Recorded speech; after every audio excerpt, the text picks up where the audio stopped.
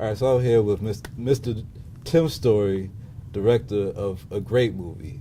Oh, thank you, man. I really enjoyed this one, and I think when you look at comedies and romantic comedies, I think this one is in the higher echelon of the pictures ever, that we've seen. And it brings me to my first question, because this space is usually dominated by the Judd Apatows and those people of the world that's been making these romantic comedies. And I know the writers just did, a romantic comedy themselves. But how refreshing is it for us to be able to deliver this with this cast to our audiences and worldwide with you at the helm? Well, it's very refreshing. I guess we're excited about it. We knew in putting the movie together that we had an all-star cast. The script was great. When I read it, I laughed out loud.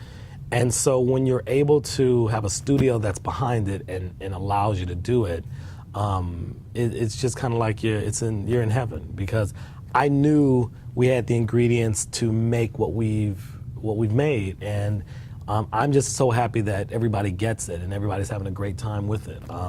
It's that's like, look, that's what you look for. You at the end of this whole experience, it's hard and you're getting up, your 16-hour days and all this other stuff. You hope at the end of this, people enjoy what you did, and that's what we seem to be hearing. And I'm excited that people get it. And let's talk about the business of film a little bit, because just depending on release dates, you could kind of see where certain films are doing something. And this film kind of moved around, and it moved to a month where you kind of get in bigger box office numbers and everything else. So what did that say about the confidence of the studio or the reaction that y'all was getting from the festivals and from the test screenings about this project early on? Well, look, it's a big vote of confidence. We're in a situation where they have positioned us to do well, and it's going to take the audience coming out to see it, and hopefully the audience coming out to see it twice. And it's really kind of just a salute. It's a salute really to Screen Gems. Screen Gems has really proven, Clint Culpepper, who runs Screen Gems, has been a complete advocate of black films. Right. And he has made it literally his mission to have these films be made. And it is really just a testament to what he's built over there, and that is a home where filmmakers can come and in this genre do something for this audience and make sure this audience gets hopefully the best. Right. And it's I couldn't say enough great things about where we stand and what can happen. And hopefully we make them proud. Hopefully this movie comes out and it can connect with the audience, and the audience goes out and spends their dollars and votes that they like what they see. I'm gonna tell you how I could judge how good a movie is sometimes. Like the bathroom after the movie. If the bathroom was like super crowded, like everybody was holding it. And I remember when I got into the theater, like the first 2 minutes I had to go to the bathroom, but I was stuck. And I sat there, I danced with the legs and everything else, because I was into the movie, and the crowd enjoyed. For a screening audience, which is most of these, how they are, but they were really enjoying the movie last night. So I really think, and that's why I say it's in the higher echelon of films. And you've done a lot of great films yourself. Thank you, the man. Barbershop, the Fantastic Four, to the Hurricane season, which I want to talk about before we leave, because I think that was a great film that I thought should have had a wide release. But as a filmmaker, as you've been given all these opportunities and you haven't messed them up, how does that kind of feed your dream? Are you able to dream like bigger films and say, okay, now I want to do this and I can do that? Does your dreams continue to grow as a filmmaker as you go along? It's weird. I probably am going the opposite way. I had such an incredible experience with this film that I never dreamed on doing the big. I know it sounds weird, but I never dreamed on doing the big Fantastic Four movies. That wasn't the dream. Actually, the dream was to do a lot of barbershops. Was to do like a lot of small movies. I'm kind of like from the Judd Apatow kind of vibe and the Woody Allen vibe. And I really would, if I could write my future, I would do a bunch of those small films, and just be able to, and have a studio or whoever behind you, entity behind you that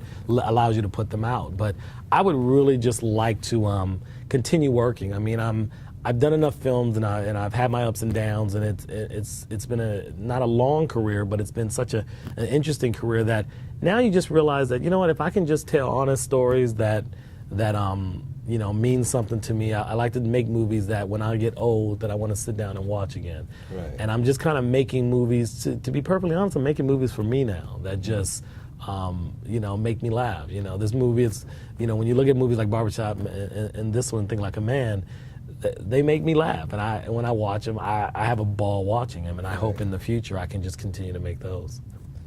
I mean, not that, I know as filmmakers, as artists, we want our art or whatever to be appreciated by everybody, including our niche audiences that we might represent. I think this film, because it's so funny and honest and with a diverse cast, I think it's gonna definitely cross over to different markets and everything else. But is that ever an aim as a filmmaker, as you're doing your honesty? Do you want to do your honest projects, but you want them to be appreciated by everybody, including your African American? Yeah, I don't necessarily make films for like black people. I make films for people. Right. Because this specific genre, and when we call it the African American audience, we feel the same thing as everybody else. The way we express ourselves could be different from a cultural standpoint, but we all go through pain and loss, and we all go through, excitement and happy and the ups and downs of life, and just, we deal with death, we deal with, birth, we deal with all of these things that are the same for every nationality and race. Right. So when I make a movie, there are specifics in the sense of, the actors I might use. But at the end of the day, I'm trying to just make a movie that's honest to the human experience. And if I can do that, I feel like we will, the movie can be successful. And it's the actors that I choose that I do not try to keep them from being who they are. So it's kind of like one of those things where I learned it with Barbershop, that in Barbershop we made a specific movie and we wanted to be true to what that movie was. And in being true to what that movie was, we actually found that it resonated with more people than the specifics of we were making it. And it was honest. And at the end of the day, with a film like Barbershop, as well as Think Like a Man, everybody deals with love, everybody deals with relationships, and I think every guy can kind of, if you're not in one of these situations now, you were in one of these situations, or somebody in one of these situations. And even with the girls, if you're not in one of those situations now, you were one of these girls at one point in your life. And I think it resonates with every race, and I think if it has a quote-unquote crossover appeal, it'll be because it's true.